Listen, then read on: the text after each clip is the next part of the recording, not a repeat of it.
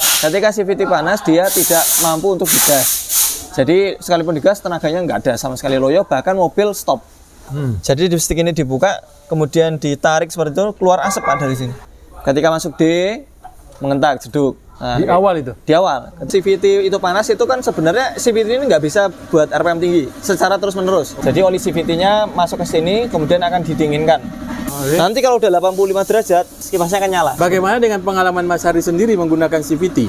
Mobil Mas Hardi ada kipasnya nggak? Ah, enggak. Sejauh ini Warahmatullahi wabarakatuh, Sobat Apedia dimanapun berada, selamat sore. Masih dari bengkel AH Motor Yogyakarta.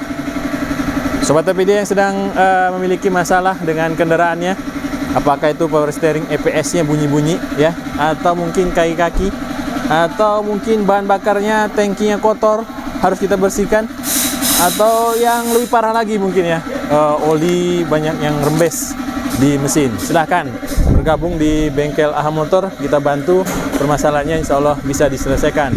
Baik Sobat Apedia, apa yang mau kita bahas kali ini tidak jauh dari permasalahan-permasalahan di mobil Matic ya. Nah, di sini sudah ada Mas Hardi yang akan kita mintain keterangan banyak, berbagi ilmu. Assalamualaikum warahmatullahi wabarakatuh, Mas Hardi. ya, waalaikumsalam warahmatullahi wabarakatuh, Pak Taufik dan Sobat Apedia. Apa kabar Pak? Alhamdulillah Mas Hardi. Kayaknya Pak Taufik cerah banget, motornya baru kayaknya motornya. Motornya baru. Jadi bisa syuting lagi kan Mas? Iya, iya, oke. Baik. Ya, gimana Pak Taufik? Mas Hardi, ya, ini kan kendala kemarin banyak di video itu mobil Matic yang khususnya CVT. Oh iya. Kan rontok Mas tuh. Ya kan sangat viral juga itu ya. Betul, konten betul. itu. Nah, beltnya rontok. Benar. Nah, bagaimana dengan kasus CVT di Nissan atau di mobil-mobil lain lah yang Mas Hardi ketahui? Oke, yang kita pernah beberapa kali pernah kita dapatkan ya, itu CVT itu diantaranya ketika dia gas konstan, CVT itu kan dia kan ini Pak, continue ya untuk perpindahannya itu ya. Kalau yang kita pernah dapati itu dia ketika jalan konstan RPM 2000, jadi gasnya itu tetap dilangsamkan di 2000, itu dia ngayun. Kelihatan di RPM ya? Kelihatan di RPM-nya, tapi secara mobil tuh sebenarnya nggak kerasa impact-nya sampai ke bodi ndak. Kecuali kalau RPM-nya tambah tinggi lagi, mungkin di 3000 sampai 4000 itu digas agak dalam, nah itu baru terasa dudutan. Nah, ini RPM ngayun ini yang sering terjadi, penyebabnya dikarenakan tekanan oli yang tidak konstan, sehingga dia fluktuatif tekanan olinya. Nah itu disebabkan yang sering kita jumpai adalah plunyernya pompa oli. Jadi ada regulator untuk pompa oli yang ngatur tekanan pompa oli itu dia macet. Terus yang kedua, body valve-nya itu kotor, sehingga plunyer-plunyer yang di dalam itu dia terkadang macet, itu mengakibatkan ayunan Pak. Kayak gitu. Itu. Kemudian yang kedua, adanya hentakan. Ketika masuk D, mengentak, jeduk. Nah, di awal itu? Di awal. Ketika masuk R itu juga menghentak. Kayak gitu. Itu kita pernah jumpai juga, itu disebabkan karena body valve-nya kotor. Gitu. Kalau untuk yang sampai kayak belting itu sampai ambrol, itu kita belum pernah menemukan. Paling kalau yang di Nissan tuh pulinya yang sudah kemakan. Oh, pulinya gimana? Pulinya. Beltnya kuat? Beltnya sih kuat, tapi tetap di bagian tepi itu tetap ada ini kisi-kisi yang menjadi padat. Sehingga bentuknya itu bentuknya bukan kisi-kisi lagi, tapi bentuknya udah seperti baja yang tidak ada garisnya, Pak. Karena saking padatnya ya, terkena sama pulinya, itu pun juga bisa mengakibatkan ngayun di RPM dan kadang mengakibatkan slip. Jadi kalau digas akselerasi seperti itu, dia RPM naik tapi mobil tidak kunjung jalan, kayak gitu. Nah, ada juga yang dirasakan oleh beberapa pemilik seperti X-Trail dan juga Serena. Ini terjadi ketika jalan nanjak dan juga jalan tol. Jalan nanjak, jalan tol itu biasanya ya, itu sering terjadi yang namanya RPM tinggi. Jalan tol RPM tinggi, jalan nanjak tentunya butuh power lebih, RPM-nya dinaikkan. Nah itu dia mengakibatkan CVT panas. Ketika CVT panas, dia tidak mampu untuk digas. Jadi sekalipun digas, tenaganya nggak ada sama sekali, loyo, bahkan mobil stop. Wah, kalau tanjakan bahaya dong. Ya, jadi sebaiknya ketika udah mau stop itu ya segera singkirkan mobil, kemudian ditunggu dingin. Biasanya kalau pas posisi stop itu atau overheat terjadi, kalau kita buka ini Pak, ini apa namanya, dipstick ini ya. Jadi dipstick ini dibuka, kemudian ditarik seperti itu, keluar asap Pak dari sini.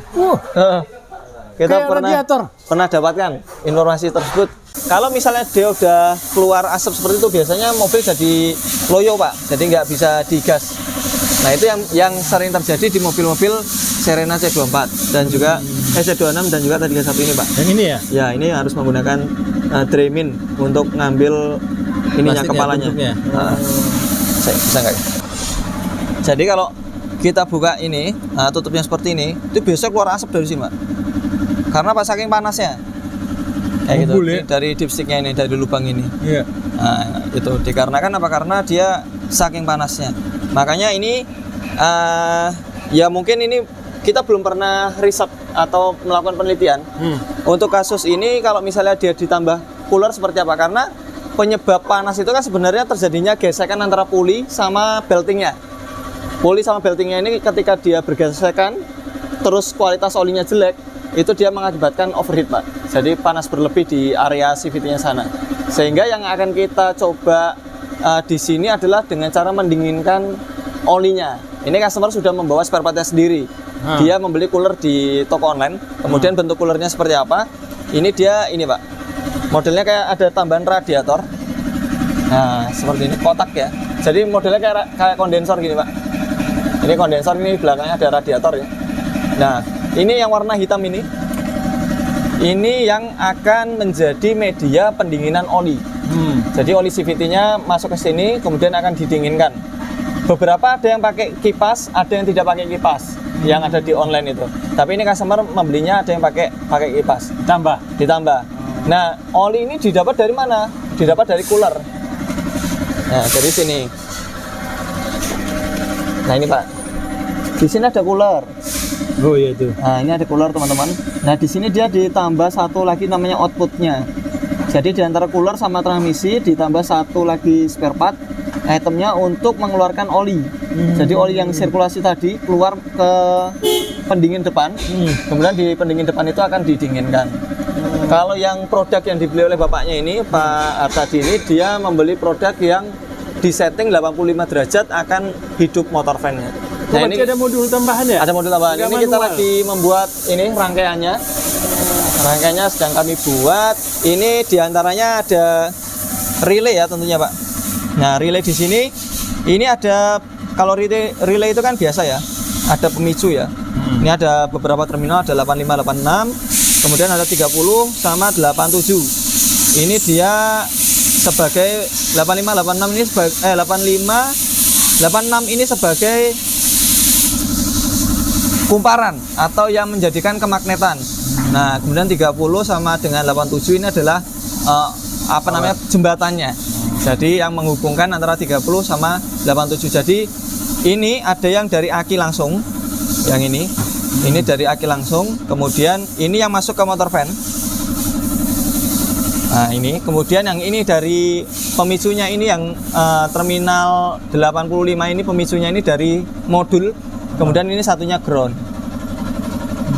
Nah, oke. Nah, ini ketika kita udah pasang seperti ini, kita cari tahunya dari mana. Ini kabel putih ini dari modul yang ada di sini, ya? Pak. Nah, ini, Pak.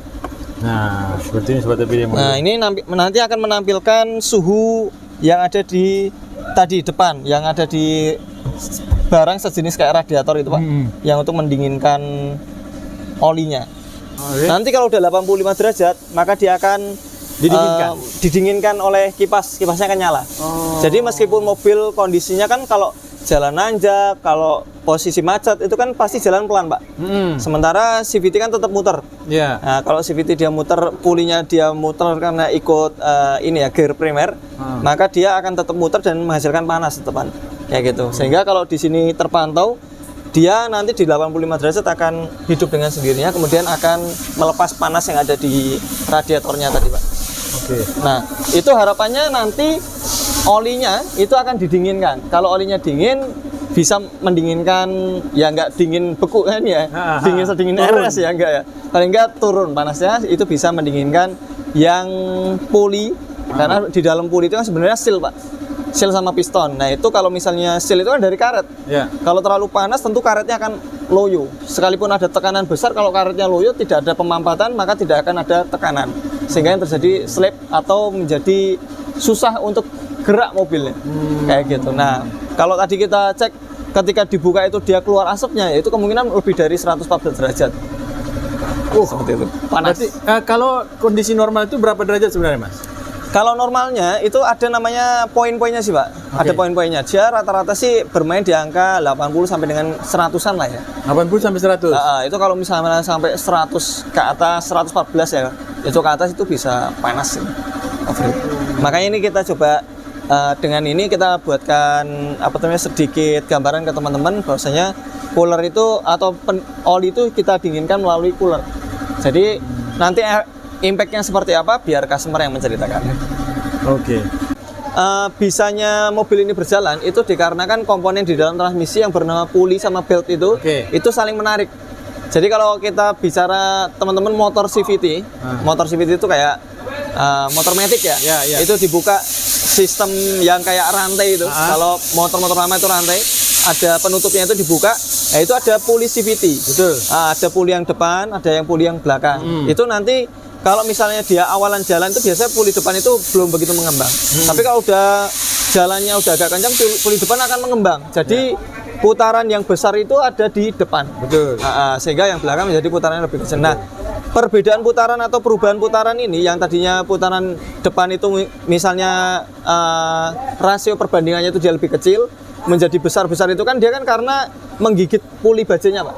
Nah, puli baja yang digigit oleh puli besi itu tadi atau baja ketemu baja itu juga itu yang mengakibatkan panas. Makanya selain ada gesekan kampas, kalau matic lama kan hanya kampas saja. Benar. Dan beberapa planetary gear. Kalau di CVT ada kampas, ada planetary gear, ada belt CVT ini tadi. Nah, beltnya ini yang bikin panas, Pak. Makanya kalau besi ketemu besi itu kan tentu kan panas. Kalau oli yang mendinginkannya, jadi di antara fungsi oli kan juga mendinginkan. Selain dia menjadi faktor untuk yang mendorong pistonnya, tapi dia juga fungsinya untuk mendinginkan. Kalau yang oli yang dipakai itu misalnya dia udah kotor, kemudian untuk fungsi secara mendinginkannya itu dia kurang atau mau justru dia bertambah panas, jadi kena persinggungan gesekan sedikit dia langsung panas, ikut terkontaminasi dengan belt baja, maka itu akan menyumbang panasnya CVT sehingga CVT menjadi loyo, Pak. Kayak gitu. Nah, ini makanya yang akan kita coba lepaskan panasnya itu dari olinya. Kalau kita rajin mengganti oli itu tidak mempengaruhi kah panasnya itu?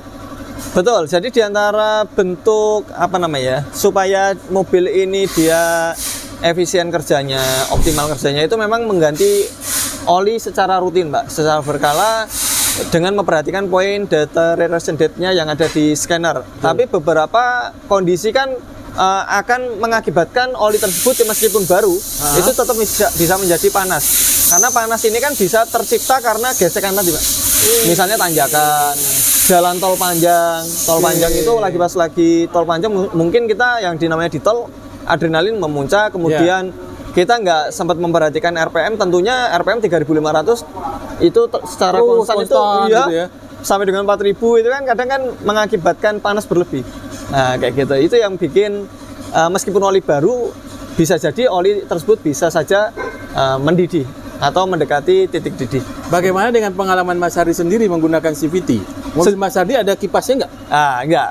Sejauh ini karena saya menuntut diri saya untuk irit, Pak. Oh, ada pengaruh dalam cara berkendara itu ya? Ketika mengendarai, kalau saya menggunakan mobil CVT, yang penting mobilnya jalan, Pak. Jadi untuk cepat itu bonus. Cepat bonus. Yang penting mobilnya jalan aja. Jadi kalau saya kenapa saya bisa, kadang-kadang orang heran kok pakai mobil CVT bisa 1.13, bisa sampai 1.15, bisa sampai jarak jauh bisa sampai 17 itu ya. Itu karena apa? Karena ya memang gasnya cuma tipis, Pak. 2000 RPM itu nanti kalau mobil udah jalan, kayak gitu 2000 RPM ya udah. Nanti kalau udah jalan kita lepas gasnya. Nanti kita tambahin gasnya tipis-tipis. Cuman itu doang. Bagaimana dengan kalau CVT Mas lewat gunung? Nah, kalau lewat gunung biasanya saya nggak pakai.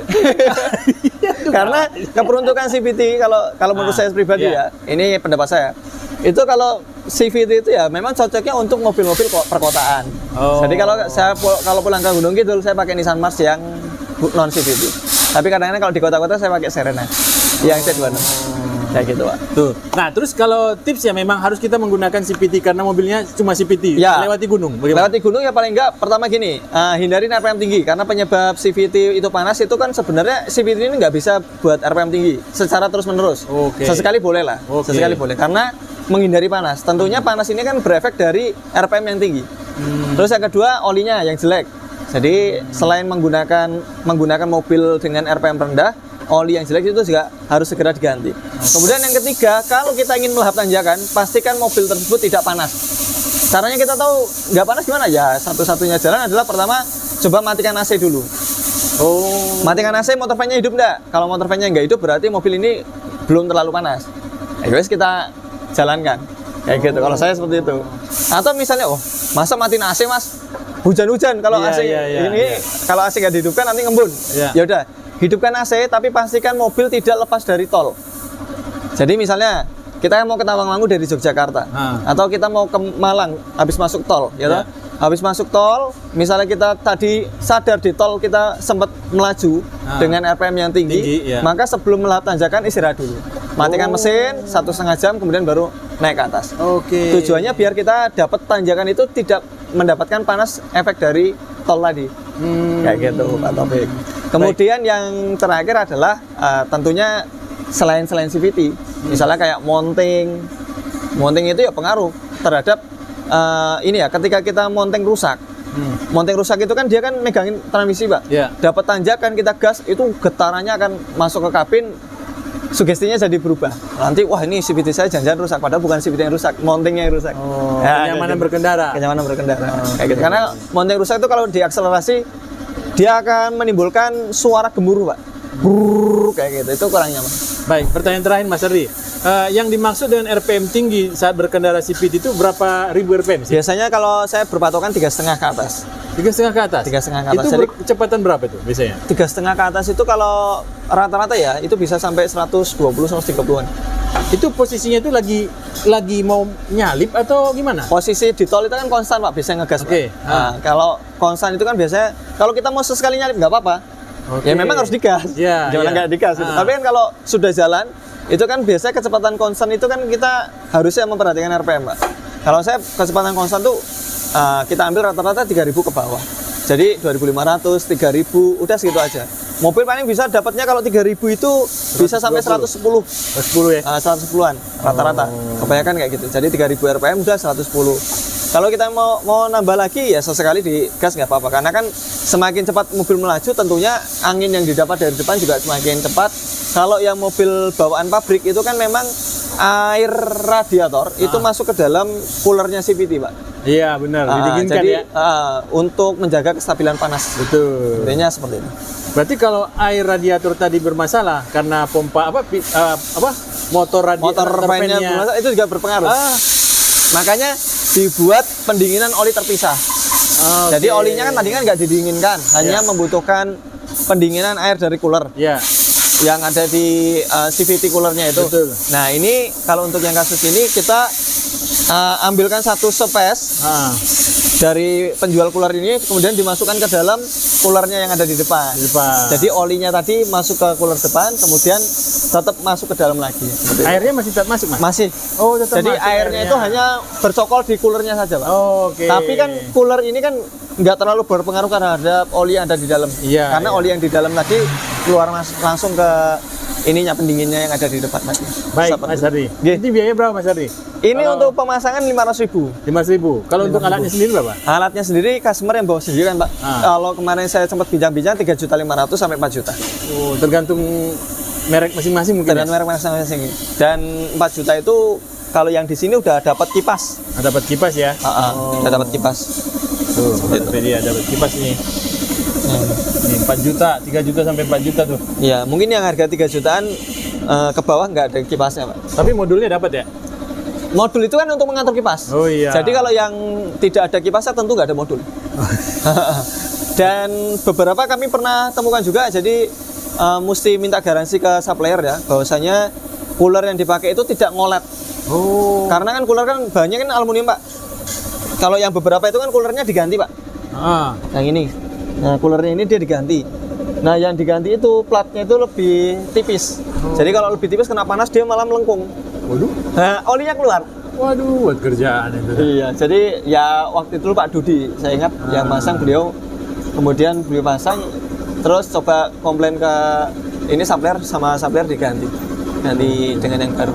terus kita pasang lagi ya, alhamdulillah sampai dengan sekarang nggak ada kebocoran. Baik, Ya. terima kasih Mas Herdi. Oke siap Pak, terima kasih kembali.